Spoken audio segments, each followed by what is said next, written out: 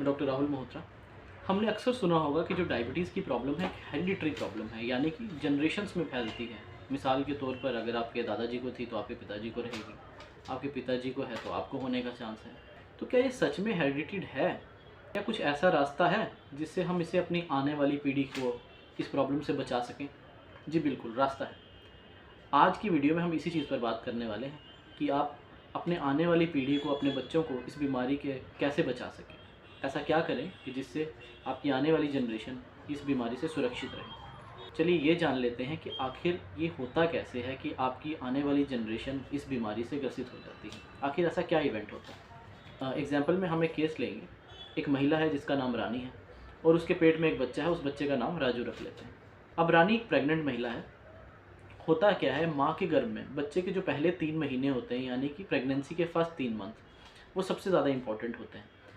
उन 3 महीनों में क्या होता है, उसे हम कहते हैं ऑर्गेनोजेनेसिस, यानी कि बच्चों के ऑर्गन्स बनने लग जाते हैं। और इन्हीं ऑर्गन्स में एक बहुत इंपॉर्टेंट ऑर्गन है पैनक्रियाज। पैनक्रियाज शरीर में मुख्यतः 2 तरह के काम करता है।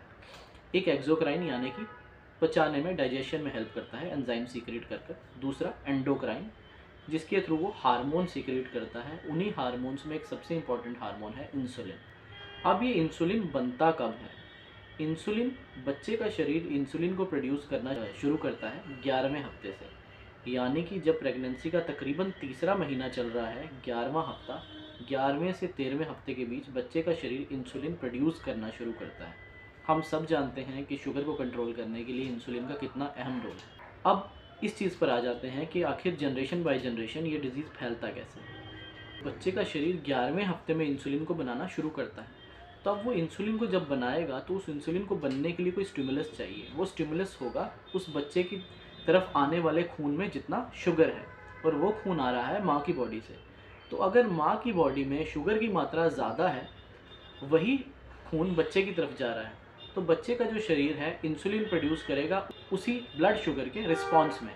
यानी कि अगर बच्चे की तरफ आने वाला जो खून है उसमें अगर ब्लड शुगर ज़्यादा है, तो बच्चे की बॉडी शुरू से ही इंसुलिन को ज़्यादा सीक्रेट करना शुरू कर देगी, जिसे हम कहते हैं हाइपर इंसुलिनीमिया।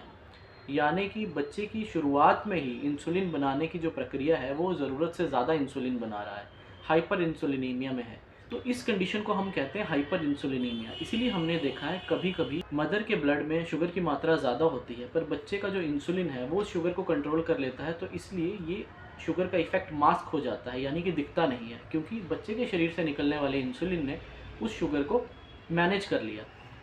क्योंकि जब बच्चा माँ के पेट में होता है तो उसे काफ़ी सारी प्रॉब्लम से बचाए रखता है, पर यही चीज़ बच्चे के लिए ख़तरनाक हो सकती है, क्योंकि उसकी बॉडी इसी एज से, इसी स्टेज से ज़्यादा इंसुलिन बनाना शुरू कर दिया है। ये हाइपर इंसुलिनीमिया आगे चलकर इंसुलिन रेजिस्टेंस करा सकता है, और इन बच्चों को इंसुलिन रेजिस्टेंस होने की वजह से डायबिटीज़ के खतरे में इजाफा हो सकता है, यानी कि डायबिटीज़ होने का चांस ज़्यादा हो सकता है।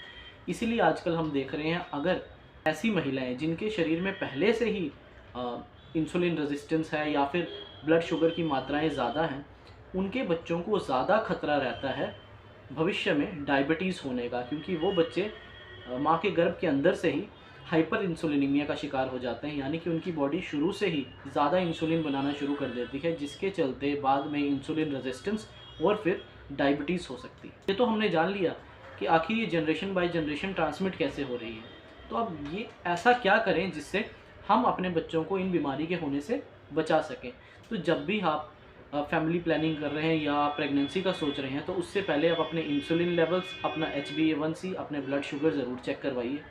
अगर आपको लगता है कि आपके इंसुलिन लेवल बढ़े हुए हैं या आपका ब्लड शुगर कंट्रोल अच्छा नहीं है, तो अपना डाइट एंड लाइफस्टाइल मॉडिफिकेशन या जो भी नेसेसरी इंटरवेंशन है अपने डॉक्टर से पूछकर, जान से आप उन चीज़ों को कंट्रोल में लाइए, ताकि आपके बच्चे को वो चीज़ एक्सपोज ना हो, आपका बच्चा गर्भ में ही उस हाई ब्लड शुगर्स को एक्सपोज ना हो जाए।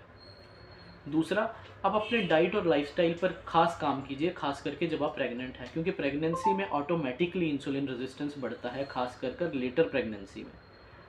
तो माँओं को चाहिए कि जो भी गर्भवती माएँ हैं उनको अपने खाने पर और अपने लाइफस्टाइल पर खास ध्यान देना है, ताकि उनका जो शुगर है कंट्रोल में रहे, उनके जो इंसुलिन लेवल्स हैं हेल्दी रहें, और जो बच्चा है वो हाई ब्लड शुगर्स को पेट में ही एक्सपोज ना हो और हाइपर इंसुलिनीमिया से बच सके।